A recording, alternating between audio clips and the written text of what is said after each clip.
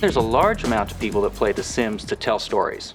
And within The Sims 2, the movie making feature is the new way to tell stories, and it's a huge improvement over what we've seen in the past with Sims 1. In Sims 1, what we had to tell stories was we had static snapshots, so the player would take a snapshot of that scene. Whereas in Sims 2 now, we have full motion video capture of everything that's happening on the screen.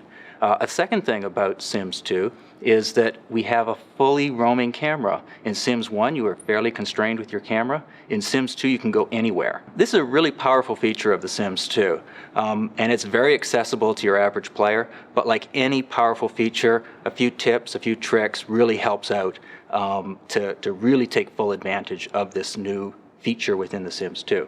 When using the movie making tool in The Sims 2, you should really consider three factors. One is the quality of what you're going to end up with. The second one is the size of the movie that it's going to create for you. And the third one is just how much that movie making has an effect on your gameplay.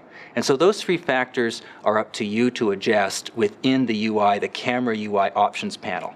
We do a job of sniffing your PC and trying to make those options set for what we think will work really well for you.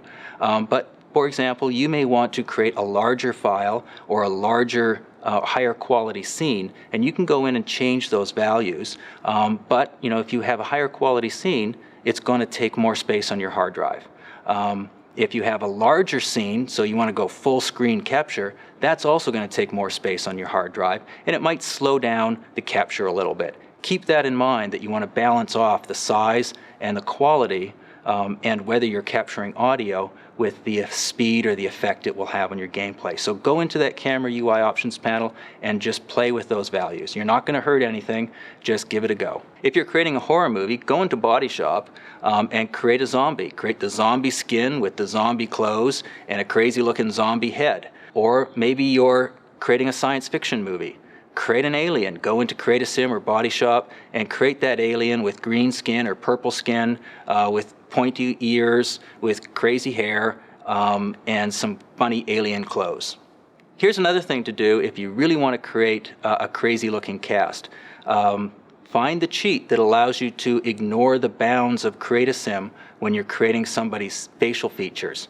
And then, after you've implemented or used that cheat, create faces that just stretch in all kinds of crazy ways, and you'll get some pretty funny looking actors to use in your movie. Think about just setting up the scene specifically for what you're trying to capture.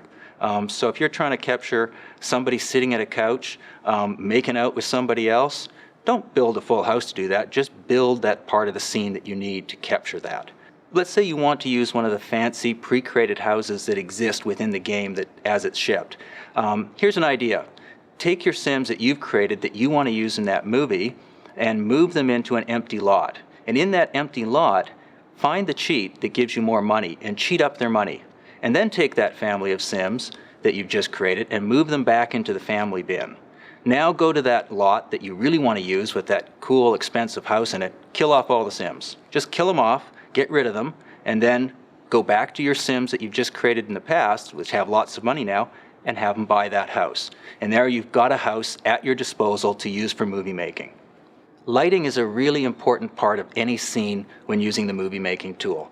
The Sims 2 has a really great default lighting scheme, but when you want to add drama or you want to add attention to certain details, make sure you put lights where they matter. Put lights on the ground, put lights on the side, or put lights overhead.